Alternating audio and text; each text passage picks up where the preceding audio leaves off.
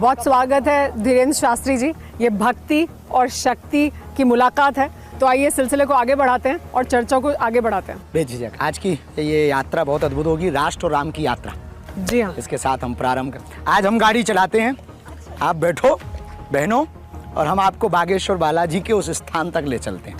अच्छा अनुभव होगा और हम भी बहुत उत्साहित हैं, लेकिन इस उत्साह के बीच चर्चा आपके साथ बहुत ज़रूरी है। बेझिझक आप करिए और किसी भी विषय से आप कहीं से भी पूछ सकते हैं। हमारा उद्देश्य है लोगों को जगाना राम भक्ति के प्रति और राष्ट्र भक्ति के प्रति।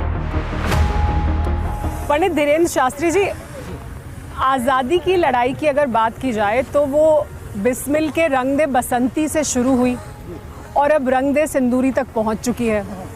सिंदूर का रंग भारत के शौर्य का रंग भी बन चुका है और वो महाबली हनुमान जी का रंग भी है। तीनों रंगों से भरा पड़ा है हमारा तिरंगा। देखें, त्रिरंगी है, हरा भी है, भगवा भी है, सफ़ेद श्वेत भी है। इसमें सभी रंग समाहित हैं। इन तीनों रंगों में भारत में विविधता में भी अनेकता में भी एकता है। भारत हमारा बहुरंगी है, बहुभाषाएं हैं, बहुत भाषाएं हैं और बहुत लोग अलग अलग बोलियां हैं, लेकिन जब भी राष्ट्र की बात आती है तो हम सब एक हैं। तो ये राष्ट्र प्रेम मजहब की बात नहीं है। राष्ट्र प्रेम एक पृथ्वी के प्रति उपकार, एक राष्ट्र के प्रति उपकार, तिरंगा के प्रति उपकार। जितना योगदान इस देश की आज़ादी के लिए हिंदुओं ने दिया, मुसलमानों ने भी दिया।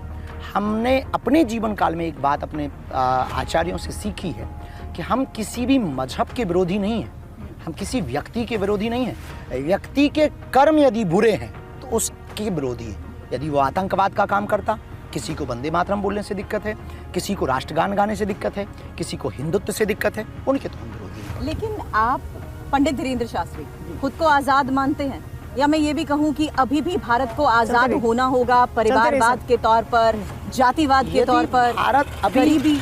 जी भारत अभी आज़ाद हो चुका है अंग्रेजों से।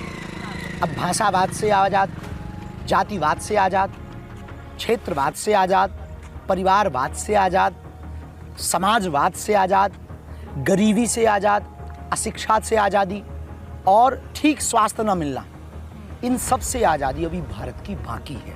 और यदि ये आज़ादी हो जाएगी तो उस दिन निश्चित रूप से विश्वामित्र का भारत विश्वमित्र की भूमिका निभाएगा। वर्तमान में भारत विश्वमित्र की भूमिका में, लेकिन ये तभी चरितार्थ होगा जब हम इन जो बीमारियां भारत के अंदर हैं उनको सफाया करेंगे। भारत ने अभी एक ऑपरेशन सिंदूर के ऑपरेशन महादेव किया।